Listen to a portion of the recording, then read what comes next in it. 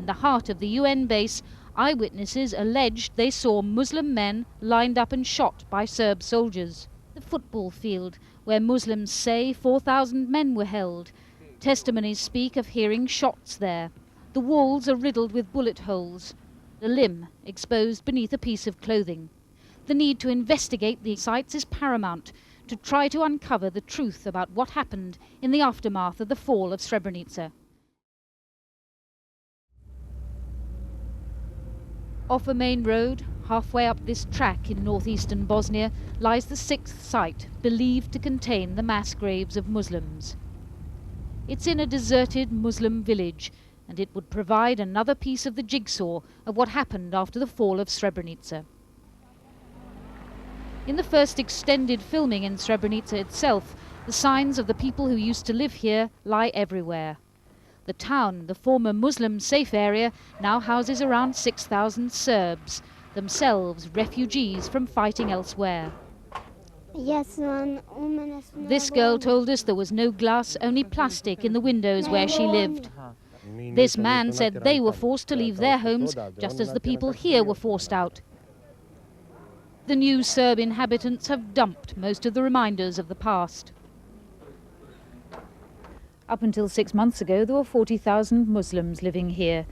Then, in the middle of July, in the face of Serb attack, they fled down this road behind me, and it's estimated that some 6,000 are still unaccounted for. 6 months on from the forced evacuation, there was no attempt to prevent us photographing the place where, in the heart of the UN base, eyewitnesses alleged they saw Muslim men lined up and shot by Serb soldiers. With the Bosnian Serb soldiers under General Mladic was the Serb mayor of the area. He denied there was any violence against the Muslims. If there had been some shooting, even sporadic, I would have heard it. If I hadn't seen it, because of the mass of people, I would have at least heard it. The town of Bratunac is the center of his administration. With a civilian minder from the police station, we filmed a deserted school, which is now a refugee center, but where last July Muslims alleged men were held after the fall of Srebrenica. It's near the football field, where Muslims say 4,000 men were held. Testimonies speak of hearing shots there. We filmed the locked changing rooms under the stand. The walls are riddled with bullet holes. The mayor said no one from Srebrenica was brought here. There is fear and mistrust of Srebrenica Muslims in this town. Many Serb soldiers and civilians have died since 1992, killed in attacks launched, they say, from the Muslim enclave a few miles away.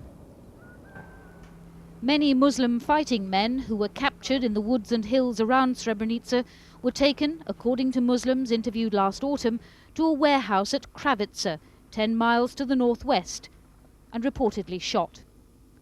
Their bodies, according to those same testimonies, were buried in a burnt-out village nearby called Glogova. Without a military escort, we filmed a field dressing on the frozen ground, which was clearly recently excavated, and a limb exposed beneath a piece of clothing. Heavy machinery had clearly been used too on a site on the other side of the track.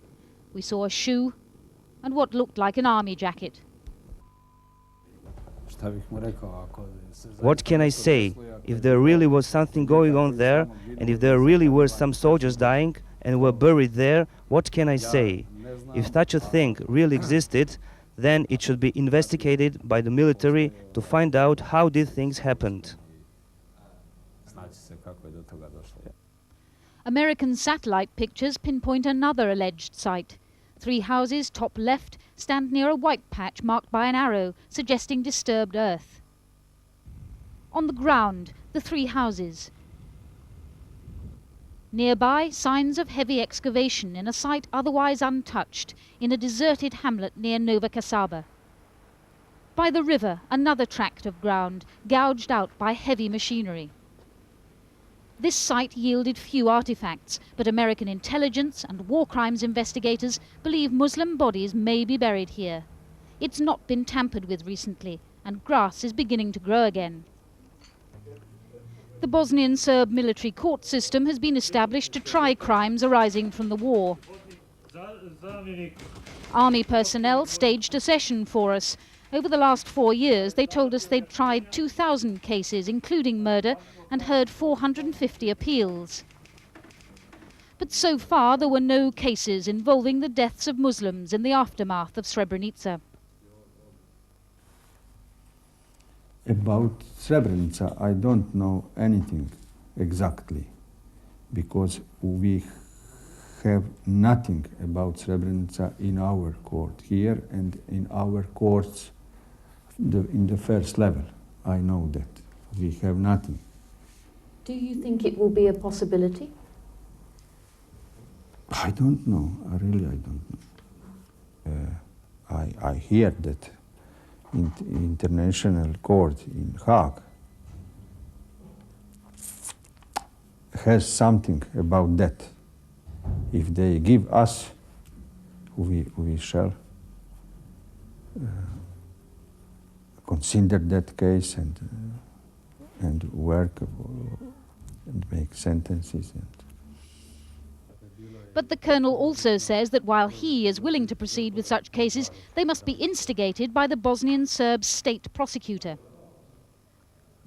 The Bosnian Serbs put faith in their own military justice and prison systems. They have little time for The Hague, which they say is biased against them.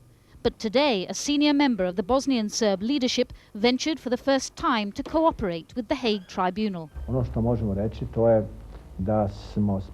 We are fully prepared to start a trial against any person against whom it is firmly established that he has committed a crime or a murder or abused his position.